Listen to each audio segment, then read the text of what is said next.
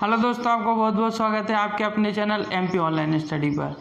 MP online study पर MP GK से related video upload की जा रही हैं। इसी से रिलेटेड आज की वीडियो रहने वाली है।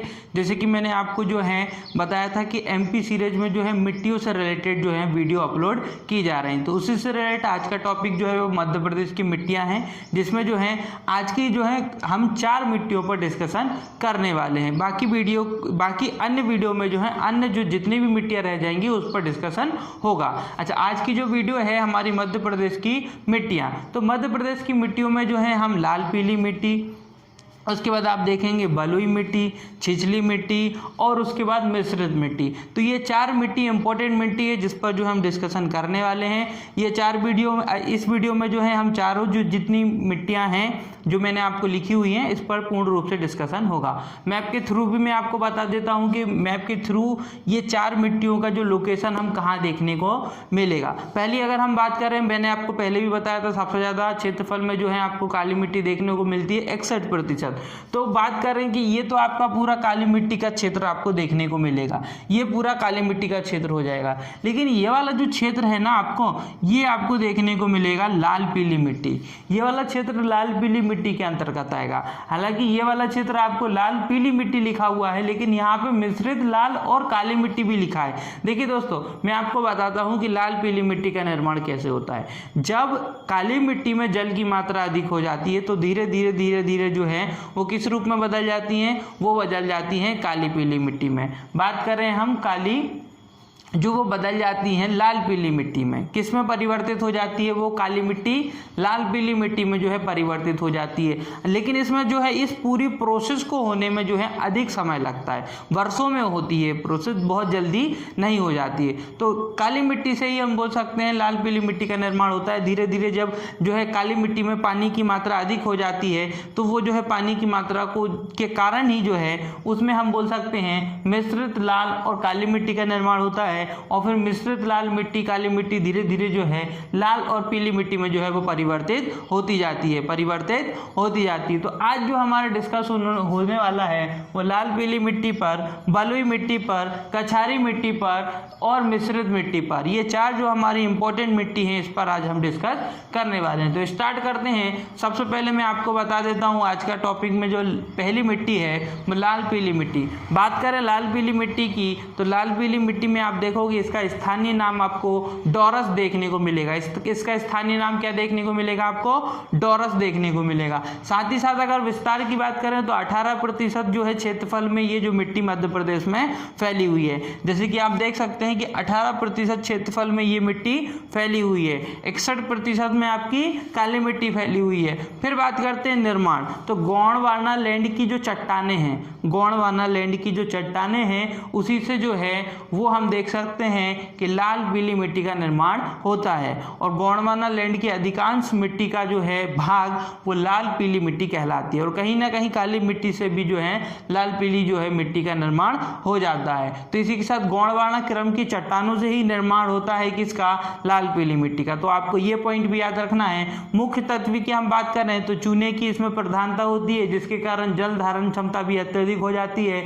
एक क्लियर है कि अगर चूने की मात्रा जिस मिट्टी में अधिक होगी उस मिट्टी में जल धारण करने की क्षमता भी अधिक होगी। तो चूने की मात्रा इसमें चूंकि अत्यधिक होती है इसलिए जल धारण क्षमता भी इसमें अत्यधिक होती है। काली मिट्टी में भी चूने की मात्रा थी जिसके कारण काली मिट्टी में भी जल धारण करने की अत्यधिक क्षमता पाई जाती है। बात करते हैं रंग की, तो फेरस ऑक्साइड का जलयोजन हो जाता है। अगर हम बात करें जब फेरस ऑक्साइड का जलयोजन हो जाता है उसके कारण जो है इस मिट्टी का रंग पीला हो जाता है और लोहे के ऑक्साइड के कारण इस मिट्टी का रंग लाल हो जाता है। लोहे के ऑक्साइड के कारण इस मिट्टी का रंग लाल हो जाता है। और बात करें फेरस ऑक्साइड के जलयोजन के कारण इस मिट्टी का रंग पीला हो जाता है। तो ये 2 पॉइंट आपको याद रखना है, फेरस ऑक्साइड और लोहे के ऑक्सीकरण। तो लोहे के ऑक्सीकरण से लाल हो जाता है कलर इसका, और फेरस ऑक्साइड के कारण इसके जब जलयोजन हो जाता है उसके पश्चात इसका रंग हो जाता है पीला।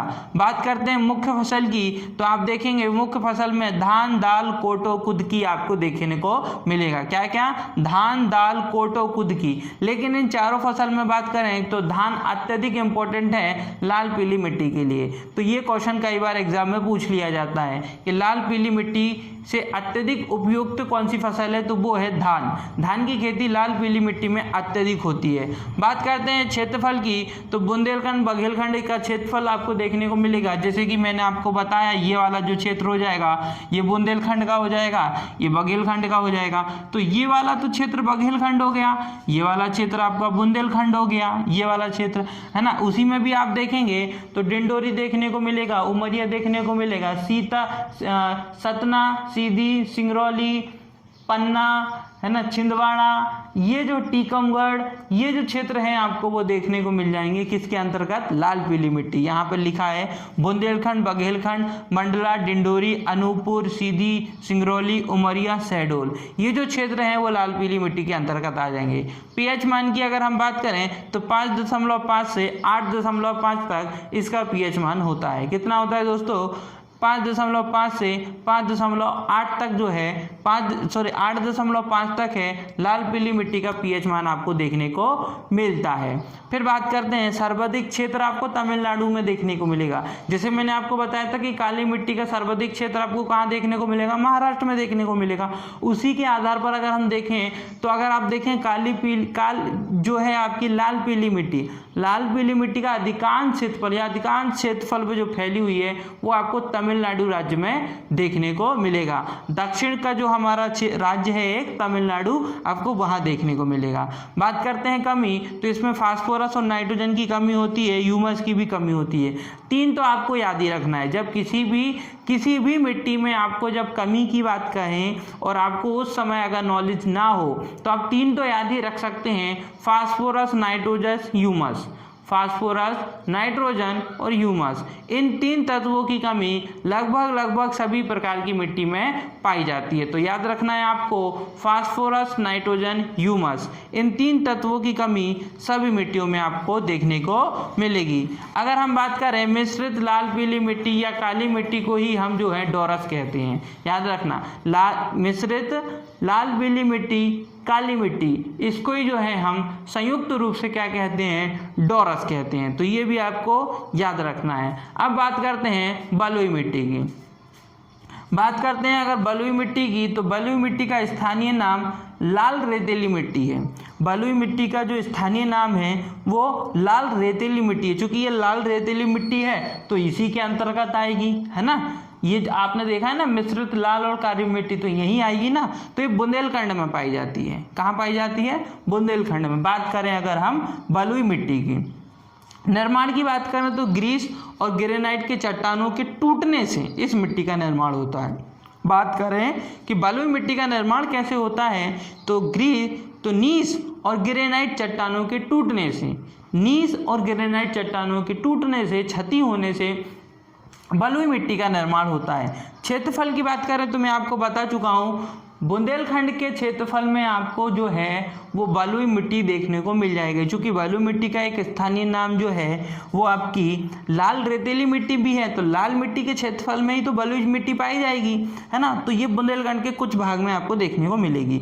इसमें भी ह्यूमस और नाइट्रोजन की कमी होती है, तो ह्यूमस, नाइट्रोजन, फास्फोरस 3 आप याद रख सकते हैं। अब बात करते हैं कछारी मिट्टी देखेंगे तो चंबल घाटी में देखने को मिलेगा। अब जैसे ही मैं आपको चंबल घाटी बोलूँ तो आपके दिमाग में जो है उच्च मध्य भारत या उच्च भारत का जो क्षेत्र है या उत्तर का जो क्षेत्र है एमपी का, वो याद आना चाहिए, ये वाला, है ना। तो यहाँ पे आप देखेंगे चंबल घाटी बोला। अच्छा, अब जब हम कोई एक पॉइंट देखते हैं या कोई क्षेत्रफल देखते हैं, जैसे मैंने आपको बोला मालवा के पठार में काली मिट्टी पाई जाती है, इसका मतलब ये नहीं है कि काली मिट्टी ही पाई जाएगी।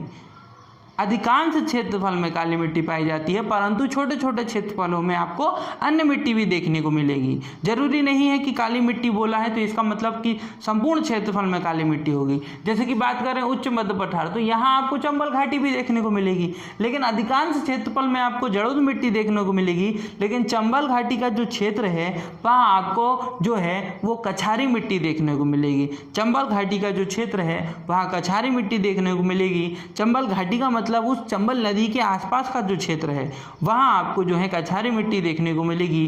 बात करें ग्वालियर, भिंड, मुरैना, ये हो जाएंगे जिले। ग्वालियर, भिंड, मुरैना ये हो जाएंगे आपके जिले।